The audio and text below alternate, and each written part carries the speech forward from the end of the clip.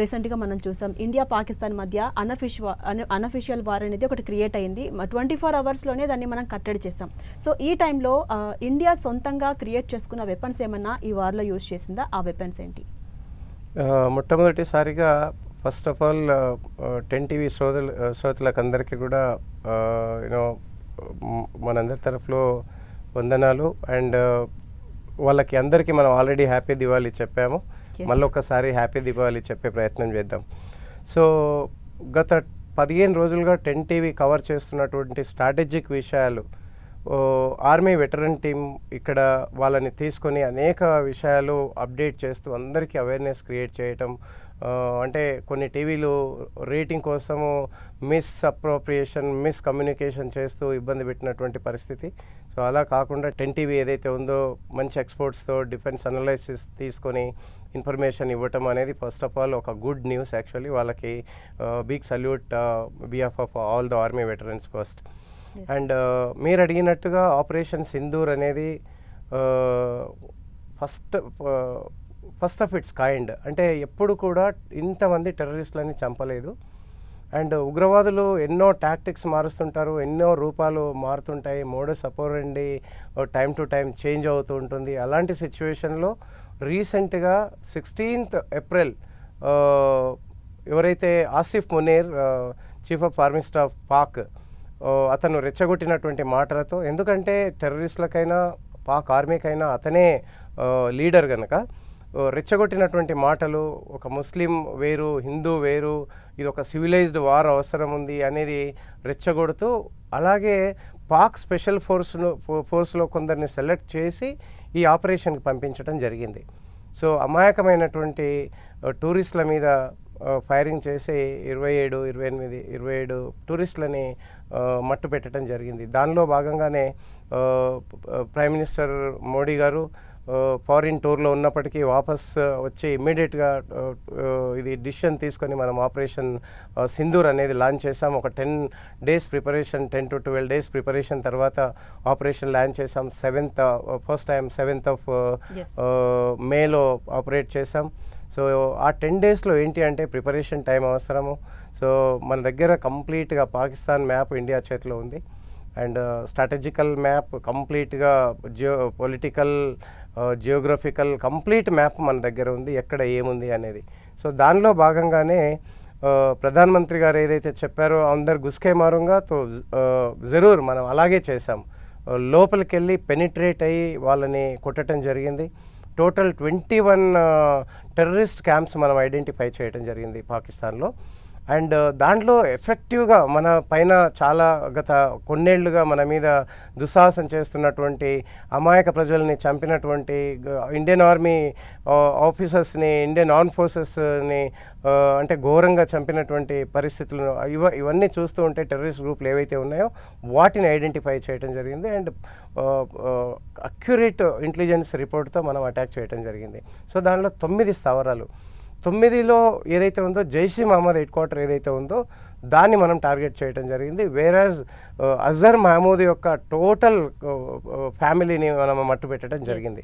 So ఆ విధంగా 9 అంటే ఆ 9లో ఎలా అంటే ఎంత పకడ్బందీగా అంటే పక్కా బిల్డింగ్ ప్రిసైజ్ అటాక్ చేయడం జరిగింది వితౌట్ హార్మింగ్ సివిల్ సొసైటీ అంటే జీరో క్యాజువాలిటీ అనమాట. ఎవరిని సివిలియన్స్ని మనము చంపలేదు. సో ఓన్లీ టెర్రరిస్ట్ ఐడౌట్ ఉన్నటువంటి బిల్డింగ్ని, వాళ్ళు నివసించే బిల్డింగ్స్ పైనే మనం బాంబ్స్ వేయడం జరిగింది. ఆ విధంగా మన సోర్సెస్ ఏంటి అంటే 100+ టెర్రరిస్టులు చనిపోయినట్టు. దాంట్లో మనకు కావాల్సినటువంటి ఎప్పుడైతే మన ఇండియన్ ఎయిర్లైన్స్ కిడ్నాపర్స్ ఉన్నారో అజూర్ మహమూద్ని ఇక్కడ నుంచి కిడ్నాప్ చేసి అంటే మన జమ్మూ జైలు నుంచి షిఫ్ట్ చేసి ఫ్లైట్లో తీసుకెళ్ళి హ్యాండ్ ఓవర్ చేశాం. దాంట్లో ఉన్న అతను, అట్లాగే అజూర్ మహమూద్ బ్రదర్ ఇన్లా, వాళ్ళ ఫ్యామిలీస్, వాళ్ళ సిస్టర్, వీళ్ళందరినీ కూడా మట్టు పెట్టడం జరిగింది.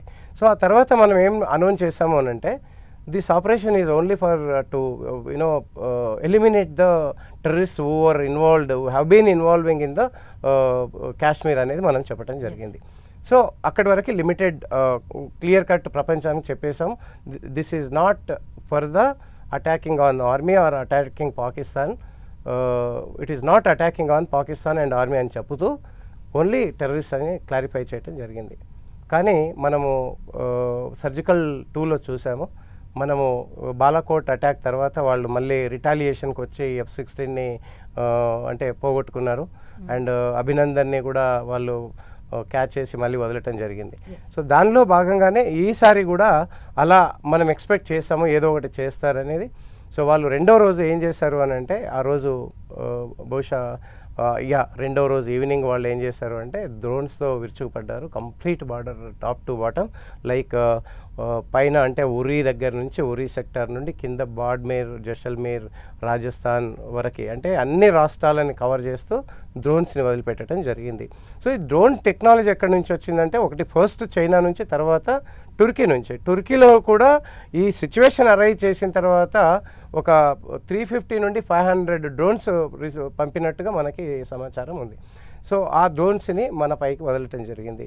ఆ తర్వాత అక్రాస్ ద బార్డర్ కంప్లీట్గా ఆర్టిలరీ షెల్లింగ్ ఇంటెన్సిఫై చేయటం జరిగింది, పెంచడం జరిగింది. సో అది కూడా మనలాగా ప్రిసైజ్గా ఓన్లీ టెర్రరిస్ట్లో అని కాకుండా కంప్లీట్ సివిలియన్స్ పైన, రెసిడెన్సెస్ పైన, గురుద్వారా పైన, స్కూల్స్ పైన, టెంపుల్స్ పైన డ్యామేజ్ చేయడం జరిగింది. సో దానికి తగినట్టు మన వాళ్ళు రిటాలియేట్ చేసినా కూడా మనము ప్రొయాక్టివ్ కాకుండా రియాక్టివ్గా ఉన్నాం. వాళ్ళు చేసిన తర్వాతనే మనం చేస్తూ వస్తున్నాం.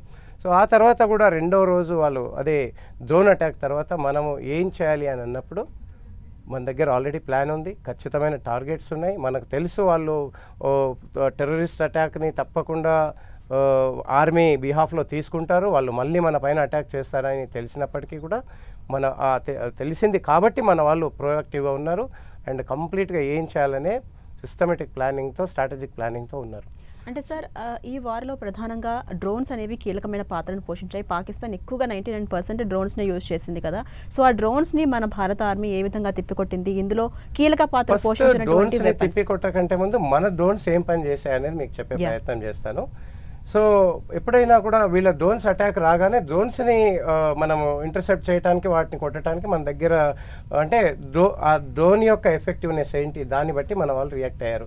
కొన్ని గన్స్తో కొట్టారు, కొన్ని నార్మల్గా మన దగ్గర ఉండేటటువంటి ఆకాష్, తర్వాత L-70 గన్ ఉంటుంది, దాంతోనే న్యూట్రలైజ్ చేశారు most of the drones. So మన డ్రోన్ ఏం చేసిందమ్మా అంటే